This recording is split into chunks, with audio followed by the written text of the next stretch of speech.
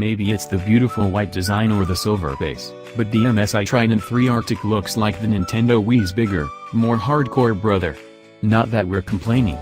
The compact PC is aesthetically pleasing with a design that successfully toes the line between futuristic and modern without being too garish. Fortunately, MSI has kept the RGB lighting tasteful rather than going overboard like some other manufacturers. You'll only find one tasteful lighting element on a corner in the shape of, well, a trident to keep in line with the PC's namesake. We also love the prismatic style of the gaming desktop. All the asymmetric angles helped keep the Trident 3 from becoming just another boring box. Speaking of size, the Trident 3 is one of the smallest gaming PCs we've reviewed.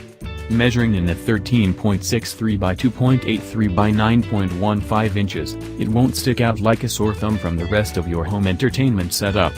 We can't say the same for the Corsair one, which looks like a modern fridge pack of soda, or the flamboyant Asus ROG GR8 II. Sick style is one thing, but what MSI has done with the internal layout within the Trident 3 is even more impressive.